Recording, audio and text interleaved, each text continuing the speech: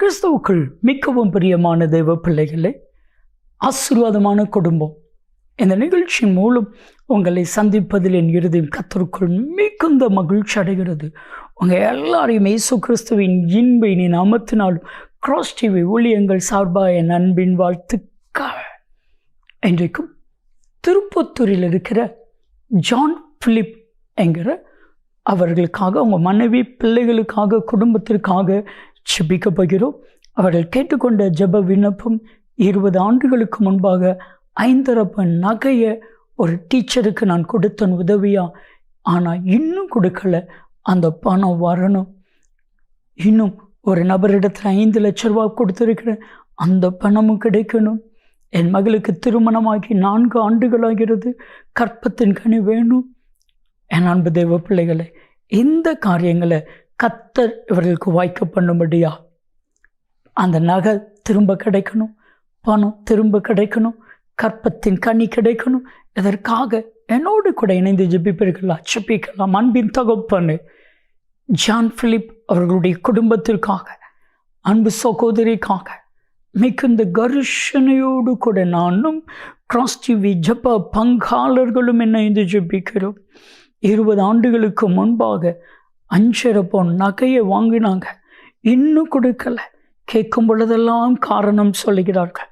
அப்பா, அவர்களுக்கு கொடுக்கக்கூடிய மனநிலைமையை கொடும் ஆண்டவரே, அந்த நகை கிடைக்கட்டும்.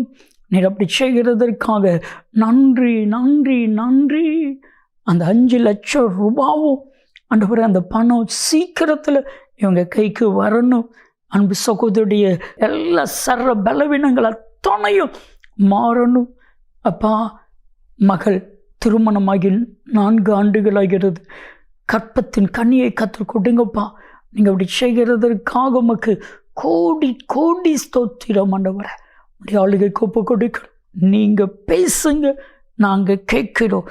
இயேசு கிறிஸ்துவின் நாமத்தில் ஜெபிக்கிறோம் ஜீவனுள்ள பிதாவே, ஆமென் ஆமென்.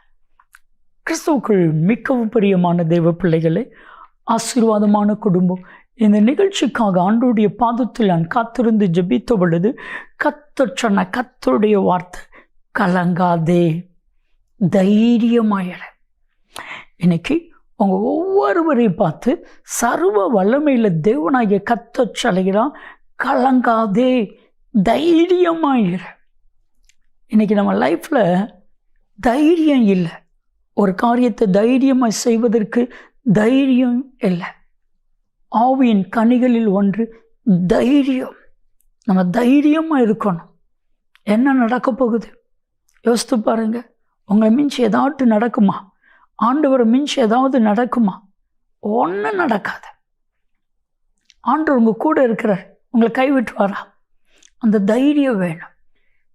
தாவீது சொல்லும் பொழுது சங்கீதம் 138 3வது வசனத்தில், நான் கர்த்தரை நோக்கி கூப்பிட்டேன், அவர் என் ஆத்துமாவில் எனக்கு தைரியத்தை கொடுத்தார்.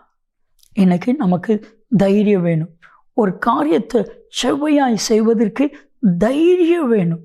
தைரியம் உங்கள் கூட இருக்குமே, ஆனால் உங்களை கொண்டு கர்த்தர் பெரிய காரியத்தை செய்வான். பாருங்க, கோலியாத்ங்கிற கொடிய மனிதன் எழும்பி இஸ்ரவேல் ஜனங்களை பார்த்து, இஸ்ரவேலின் ராஜாவை பார்த்து கெக்கரித்து சொல்கிறான், உங்களில் ஒருவனை தெரிந்து கொள்ளுங்கள், நேருக்கு நேர் என் கூட அவன் யுத்தம் பண்ணட்டும். அவன் ஜெயிச்சிட்டான்னா பெலிஸ்தர்களை நாங்கள் எல்லாரும் அடிமையிலாக இருப்போம். ஆனால் நாங்கள் ஜெயிச்சிட்டா இஸ்ரவேல் தேசம் எங்களுடைய நாட்டிற்கு அடிமையாக இருக்கணும். சவுல் ராஜா பயந்துட்டார, தைரியம் இல்லை. சமஸ்த இஸ்ரவேலினுடைய எல்லாருடைய தலைக்கு மேலே அவருடைய தோல் இருக்குமா, அவர் தோலுக்கு கீழே தான் எல்லாருடைய தலையும் இருக்குமா. அவ்வளவு ஹைட்டான ஒரு மனிதர். சரியா, அவருக்கு தைரியம் இல்லை. யுத்தத்தில் இருக்கிற யுத்த வீரர்கள் யாருக்கும் தைரியம் இல்லை. ஆனால் ஒரே ஒரு மனுஷனுக்கு, ஒரே ஒரு இளைஞனுக்கு தைரியம் இருந்துச்சு. ஆடு மேய்ச்சிட்டு இருக்கிற ஒரு தாவீதுக்கு. அண்ணமாரை பார்த்துட்டு போகிறதுக்காக வந்திருக்கிறான். அண்ணமாருக்கு பலகாரத்தை கொடுக்கறதுக்காக வந்திருக்கிறான். அண்ணமாருடைய சுக செய்தியை விசாரிக்கிறதுக்காக வந்திருக்கிறான். இப்போ அவனுக்கு வந்துச்சு பாருங்க தைரியம். சொல்கிறான் பாருங்க. 1 சாமுவேலின் புத்தகம் 17வது அதிகாரம் 11:32. இவன் நிமித்தம் உங்கள் யாருடைய இருதயம் கலங்க வேண்டியதில்லை. இவங்களை கலங்க பண்ணுறான்னா நான் தைரியமாக இருக்கிறேன்.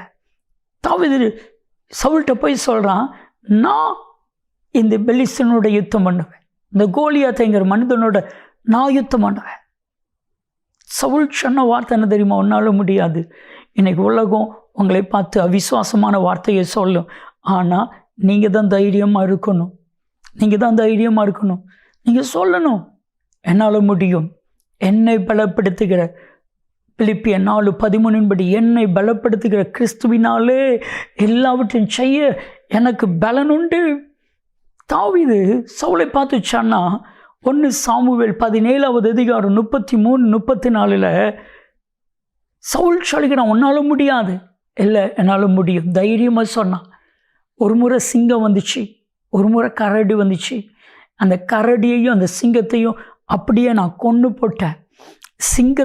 சிங்கத்தை போலையோ இல்லை கரடியை போலையோ இவன் இருப்பான், இவனையும் கொண்டு போடுவேன், தைரியமாக சொன்னான். இன்னைக்கு நமக்கு தைரியம் வேணும், நமக்கு தைரியம் வேணும். என் அன்பு தெய்வ பிள்ளைகளே, நம்ம எந்த காரியத்திலையும் கலங்கக்கூடாது.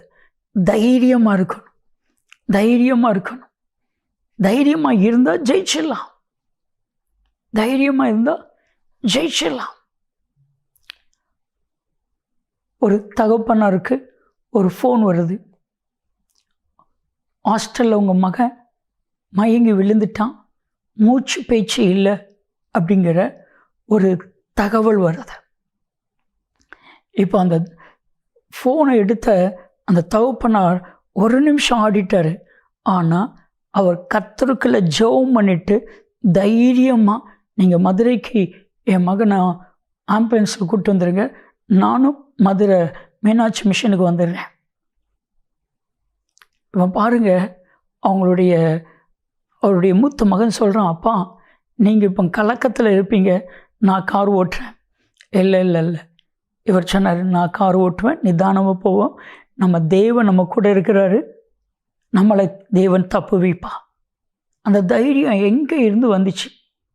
நான் ஆராதிக்கிற தேவன் சர்வ வல்லமை உள்ள தேவன் என்கிற எண்ணம் நமக்குள்ளே வறுமையானா நம்மளையும் அறியாமல் ஒரு தைரியம் நமக்குள்ளே வந்துடும். வேதம் சொல்லுது, விசுவாசத்தோடு தைரியத்தோடு சகோதர ஸ்நேகத்தையும் கூட்டி வழங்குங்கள். இவைகள் உங்களுக்கு உண்டாயிருந்தால் கிறிஸ்துவை அறிகிற அறிவில வீணர்களும் கனியற்றவருமாய் இருக்க ஒட்டாது. நம்ம வாழ்க்கையில் விசுவாசம் இருக்கும் பொழுது அதோட தைரியத்தை இணைக்கணும். தைரியமாக இருங்க. பிரச்சனை வருதா, தைரியமாக இருங்க. பாடுகள் வருதா, தைரியமாக இருங்க. ஒன்றும் உங்களை செய்ய முடியாது. ஜெபிக்கலாமா?